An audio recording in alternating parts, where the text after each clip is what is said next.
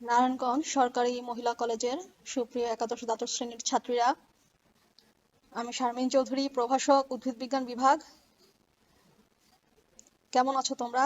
আশা করি ঘরে আছো, ভালো আছো, পড়াশোনা করছো নিয়মিত। আজকে তোমাদের যে টপিক বা চ্যাপ্টার নিয়ে আলোচনা করব সেটা হচ্ছে শ্বসন, রেসপিরেশন এবং গ্লাইকোলাইসিস।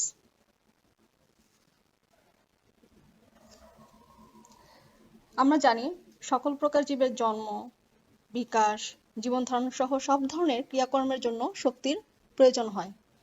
অর্থাৎ জীবের এমন কোনো মুহূর্ত নেই যে যখন শক্তির প্রয়োজন হয় না। এমন শক্তি জীব তার দেহের সংগঠিত শ্বসন নামক প্রক্রিয়ার মাধ্যমে পায়। অর্থাৎ সবুজ উদ্ভিদ সালোক সংশ্লেষণ প্রক্রিয়ার মাধ্যমে যে সৌরশক্তি, রাসায়নিক শক্তি বা স্থিতিশক্তি রূপে শর্করা জাতীয় খাদ্যের মধ্যে জমা করে রাখে, শ্বসন প্রক্রিয়ার মাধ্যমে সেই শক্তিকেই পুনরায় গতিশক্তিতে পরিণত করে, যা ওই জীব বিভিন্ন কাজে ব্যবহার করে। প্রতিটি জীবের জন্মলগ্ন থেকে মৃত্যু অবধি এই শ্বসন প্রক্রিয়া চলে। শ্বসন এক প্রকার অপচিতিমূলক প্রক্রিয়া, কারণ এক্ষেত্রে কোষস্থ সঞ্চিত বস্তুর ভাঙন ঘটে। তো সার্বিকভাবে যদি আমরা শ্বসনকে সংজ্ঞায়িত করি তাহলে বলবো যে জৈব রাসায়নিক প্রক্রিয়ায় জীব কোষস্থ জটিল জৈব যৌগ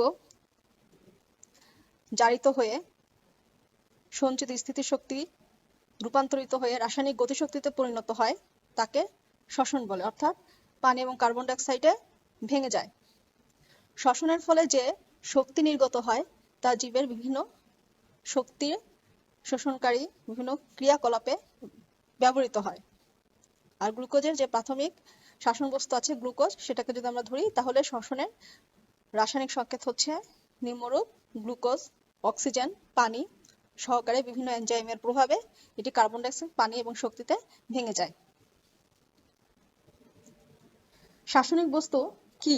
রাসায়নিক বস্তু কি হতে পারে এই শ্বসনের ক্ষেত্রে? হতে পারে কার্বোহাইড্রেট, হতে পারে প্রোটিন, হতে পারে ফ্যাট, হতে পারে জৈব যৌগ যেমন অ্যালকোহল, গ্লিসারিল বা জৈব অ্যাসিড ইত্যাদি।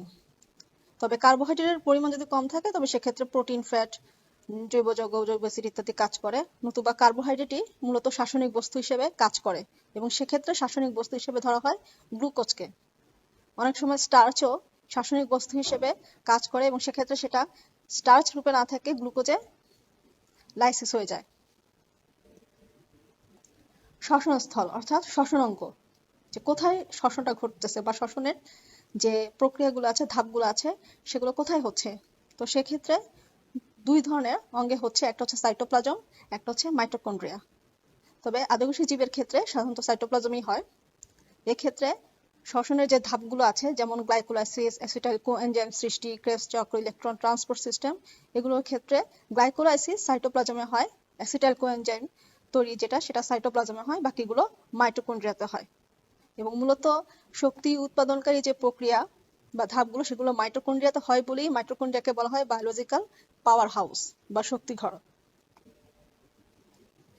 এবার আসো শ্বসনের প্রকারভেদ। শ্বসন যতটুকু বুঝতে পারছো সেক্ষেত্রে তোমরা বুঝতে পারছো যে এখানে শ্বসনের প্রকারভেদ কি কি হতে পারে। একটা হচ্ছে অক্সিজেনের উপস্থিতিতে, একটা হচ্ছে অক্সিজেনের অনুপস্থিতিতে, যেমন সবাত শোষণ এবং অবাত শোষণ। সবাত শোষণ অ্যারোবিক রেসপিরেশন, অর্থাৎ যে শ্বসন ক্রিয়ার জন্য মুক্ত অক্সিজেনের প্রয়োজন হয় সেটা হচ্ছে সবাত শোষণ, আর যেটা মুক্ত অক্সিজেনের প্রয়োজন হয় না সেটা হচ্ছে অবাত শোষণ। সবাত শোষণের ক্ষেত্রে রাসায়নিক বস্তু সম্পূর্ণ জারিত হয়, আর অবাত শোষণের ক্ষেত্রে রাসায়নিক বস্তু আংশিক জারিত হয়। সবাত শোষণের ক্ষেত্রে রাসায়নিক বস্তু বা গ্লুকোজ অধিক পরিমাণে শক্তি উৎপন্ন করে। অবাত শোষণের ক্ষেত্রে রাসায়নিক বস্তু যেহেতু আংশিক জারিত হয় সুতরাং শক্তি অল্প উৎপন্ন করে। সবাত শোষণের সংজ্ঞা যদি সুন্দর করে বলা যায়, তোমাদের বই আছে যে শ্বসন প্রক্রিয়ায় মুক্ত অক্সিজেনের প্রয়োজন হয় এবং রাসায়নিক বস্তু সম্পূর্ণরূপে জারিত হয়ে কার্বন ডাই অক্সাইড, পানি ও প্রচুর পরিমাণে শক্তি উৎপন্ন করে, সেটাই হচ্ছে সবাত শোষণ। অক্সিজেনের উপস্থিতি অর্থাৎ বায়ুর উপস্থিতি প্রয়োজন হয় বলে এর নাম দেওয়া হয়েছে সবাত শোষণ। অধিকাংশ জীবের ক্ষেত্রেই এই শ্বসনটা হচ্ছে সবাত শোষণ। সবাত শোষণের রাসায়নিক সংকেতটা শ্বসনের মতোই গ্লুকোজ, অক্সিজেন, পানি সহকারে বিভিন্ন এনজাইমের উপস্থিতিতে ভেঙে কার্বন ডাই অক্সাইড এবং পানিতে পরিণত হচ্ছে। অবাত শোষণ হচ্ছে মুক্ত আণবিক অক্সিজেনের অনুপস্থিতিতে যে শ্বসন হয় সেটা হচ্ছে অবাত শোষণ। এবং এক্ষেত্রে আমি আগেই বলেছি রাসায়নিক বস্তু বা গ্লুকোজ যেটা সেটা আংশিক জারিত হয় এবং আংশিক জারিত হয়ে ইথাইল অ্যালকোহল, কার্বন ডাইঅক্সাইড এবং খুব সামান্য পরিমাণে শক্তি নির্গত করে।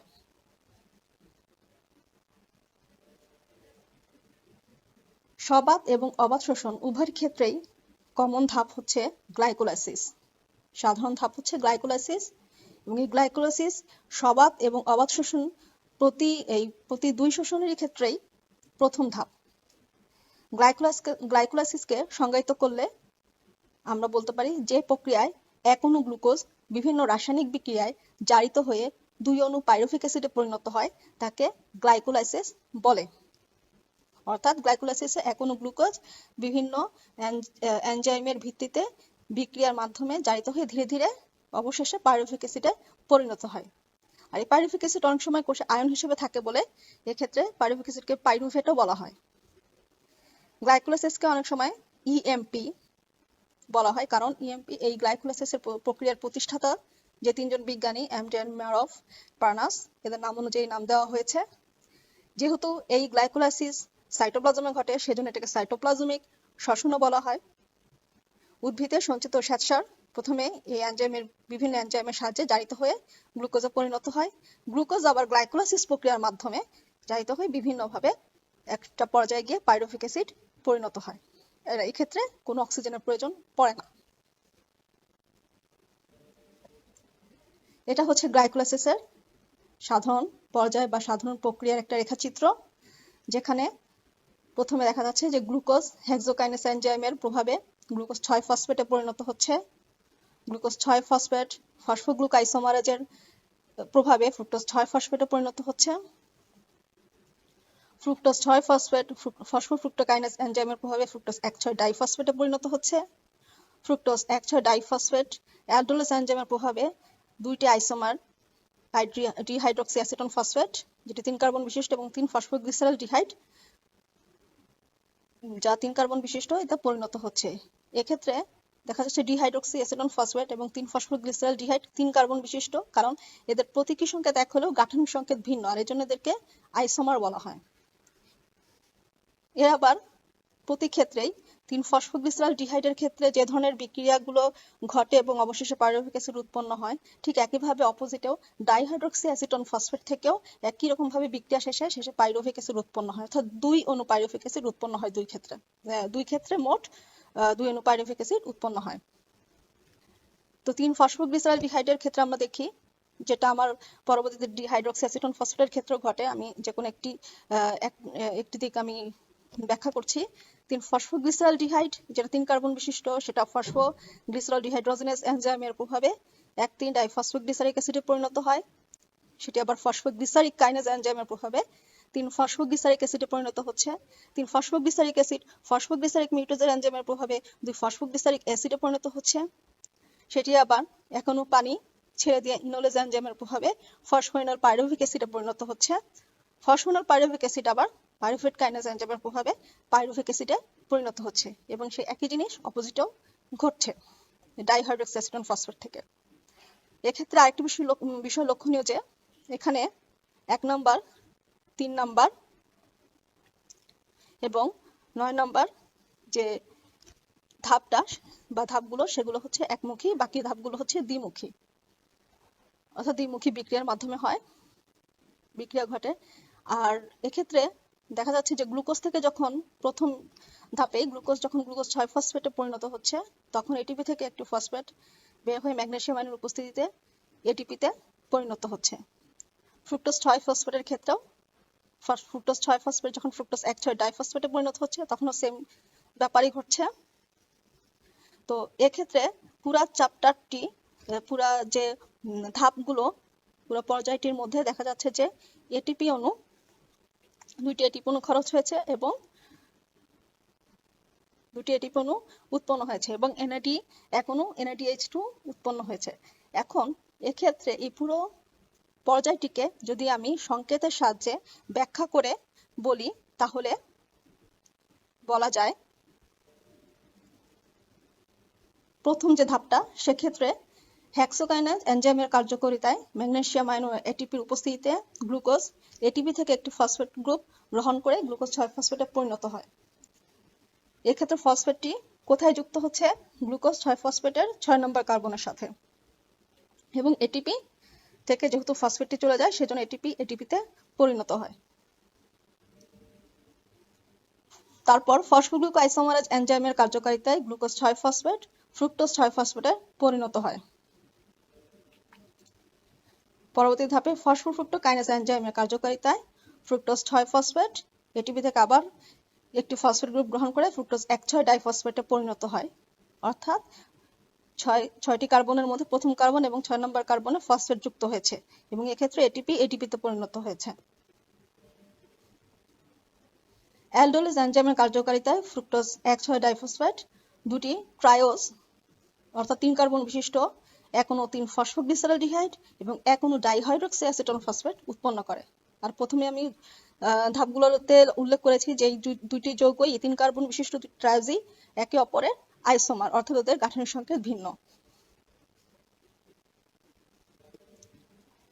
ফসফোগ্লিসারলডিহাইড ডিহাইড্রোজেনেস এনজাইমের কার্যকারিতায় 3 ফসফোগ্লিসারলডিহাইড 1 অজৈব ফসফেট গ্রহণ করে 1,3 ডাইফসফোগ্লিসারিক অ্যাসিডে পরিণত হচ্ছে এবং এক্ষেত্রে এনএডি বিজারিত হয়ে এনএডিএইচ2 উৎপন্ন হচ্ছে। এনএডি হচ্ছে এখানে কোএনজাইম, যেটি পরবর্তীতে রিডাক্টেজ এনজাইম বা লৌহ গঠিত প্রোটিন হিসেবে কাজ করে। ঠিক অপোজিটেও ডাইহাইড্রক্সি অ্যাসিটোন ফসফেট হতেও অনুরূপ বিক্রিয়া ঘটে। তারপর ফসফোগ্লিসারিক অ্যাসিড কাইনেজ এনজাইমের কার্যকারিতায় 1,3 ডাইফসফোগ্লিসারিক অ্যাসিডের ফসফেট গ্রুপটি এটিপিতে স্থানান্তরিত হয়ে এটিপি ও 3 ফসফোগ্লিসারিক অ্যাসিডে পরিণত হয়। অর্থাৎ এখানে এটিপি ফসফেট গ্রুপ গ্রহণ করে এটিপিতে পরিণত হয়। ফসফোগ্লিসারোমিউটেজ এনজাইম কার্যকারিতায় 3 ফসফোগ্লিসারিক অ্যাসিডের ফসফেটের কার্বনের তৃতীয় স্থান থেকে দ্বিতীয় স্থানে স্থানান্তরিত হয়ে 2 ফসফোগ্লিসারিক অ্যাসিডে পরিণত হয়। অর্থাৎ এখানে যে 2 ফসফোগ্লিসারিক অ্যাসিড উৎপন্ন হচ্ছে সেখানে ফসফেট গ্রুপটি চলে গিয়েছে তৃতীয় স্থান থেকে দ্বিতীয় স্থানে কার্বনের। অতঃপর ইনোলেজ এনজাইমের কার্যকারিতায় 2 ফসফোগ্লিসারিক অ্যাসিড এক অণু পানি ত্যাগ করে 2 ফসফোইনল পাইরুভিক অ্যাসিডে উৎপন্ন হচ্ছে। এখানে যে 2 ফসফোইনল পাইরুভিক অ্যাসিডে ফসফেট গ্রুপটি রয়েছে 2 নম্বর কার্বনে। ফসফোপাইরুভিক কাইনেজ এনজাইমের কার্যকারিতায় 2 ফসফোইনল পাইরুভিক অ্যাসিড ফসফেট গ্রুপ ত্যাগ করে ইনোল পাইরুভিক অ্যাসিড উৎপন্ন করে। ইনোল পাইরুভিক অ্যাসিডটাই পরবর্তীতে স্বয়ংক্রিয়ভাবে পাইরুভিক অ্যাসিডে পরিণত হয়। এখানেও একটি এটিপি উৎপন্ন হয়। আর এখানে যে পাইরুভিক অ্যাসিড উৎপন্ন হয় সেটি হচ্ছে পাইরুভিক অ্যাসিড হচ্ছে 3 কার্বন বিশিষ্ট। সুতরাং এখানে দেখা যায় যে গ্লাইকোলাইসিস প্রক্রিয়ায় গ্লুকোজ থেকে ফ্রুক্টোজ 1,6 ডাইফসফেট হওয়া পর্যন্ত 2 অণু এটিপি খরচ হচ্ছে। আবার পরবর্তী পর্যায়ে ওই ট্রায়োজ অর্থাৎ 3 ফসফোগ্লিসারিক অ্যাসিড হতে পাইরুভিক অ্যাসিড হওয়া পর্যন্ত 1 অণু এনএডিএইচ2 উৎপন্ন হচ্ছে, আবার 2 অণু এটিপি উৎপন্ন হচ্ছে। অর্থাৎ 2 অণু ট্রায়োজ থেকে অর্থাৎ 3 ফসফোগ্লিসারিক অ্যাসিড যে একটা ট্রায়োজ সেখান থেকে যেমন 1 অণু এনএডিএইচ2 উৎপন্ন হচ্ছে, ঠিক অপোজিটেও ডাইহাইড্রক্সি অ্যাসিটোন ফসফেট থেকে যখন অনুরূপ বিক্রিয়া হচ্ছে সেখানেও কিন্তু 1 অণু এনএডিএইচ2 উৎপন্ন হচ্ছে, অর্থাৎ মোট 2টি এনএডিএইচ2 উৎপন্ন হচ্ছে। আবার ঠিক একইভাবে 3 ফসফোগ্লিসারিক অ্যাসিড 3 ডাইফসফোগ্লিসারিক অ্যাসিড বা ট্রায়োজ থেকে পাইরুভিক অ্যাসিড হতে গিয়ে 2টি এটিপি উৎপন্ন হচ্ছে। ঠিক অপোজিট ভাবে ডাইহাইড্রক্সি অ্যাসিটোন ফসফেট থেকেও ওই অনুরূপ বিক্রিয়া হওয়ার সময় 2টি এটিপি উৎপন্ন হচ্ছে, অর্থাৎ মোট উৎপন্ন হচ্ছে 4টি এটিপি। সুতরাং দেখা যাচ্ছে যে যে 4টি এটিপি উৎপন্ন হচ্ছে এখান থেকে ওই গ্লুকোজ হতে ফ্রুক্টোজ 1,6 ডাইফসফেট হওয়ার সময় যে 2 অণু এটিপি খরচ হয়েছিল সেই 2 অণু এটিপি যদি বাদ দেওয়া হয় তাহলে নিট বা একদম সলিড বা প্রকৃত ভাবে 2টি এটিপি উৎপন্ন হচ্ছে আর 2টি এনএডিএইচ2 উৎপন্ন হচ্ছে। এই হলো মোটামুটি গ্লাইকোলাইসিস প্রক্রিয়ার ধাপসমূহ, যেটা ব্যাখ্যার মাধ্যমে দেখিয়ে দিলাম সংকেতের মাধ্যমে। গ্লাইকোলাইসিস প্রক্রিয়াটি খুবই সহজ, ধাপগুলো খুবই সুন্দরভাবে বোঝানো হয়েছে। সুতরাং এটা তোমরা অবশ্যই বাসায় পড়ে নিবে এবং এই প্রক্রিয়াটি কিন্তু অবশ্যই ইম্পর্টেন্ট। এবং এখানে কয়টি এটিপি উৎপন্ন হলো, কয়টি এটিপি খরচ হলো, কয়টি এনএডিএইচ2 তৈরি হলো, এই জিনিসগুলো অবশ্যই মনে রাখতে হবে। অবশেষে বাড়ির কাজ সেটাই যা তখন বললাম যে শ্বসন কি, এর প্রকারভেদ আর গ্লাইকোলাইসিস প্রক্রিয়া যেটা বর্ণনা করলাম এই পুরো প্রক্রিয়াটি ধাপসহ এবং ব্যাখ্যা সহ শিখতে হবে। আশা করি তোমরা এগুলো বাসায় পড়ে নেবে এবং যেভাবে বললাম এভাবে শিখবে। তো সবাই ভালো থাকো, পরবর্তী ক্লাসে আবার দেখা হবে। ধন্যবাদ।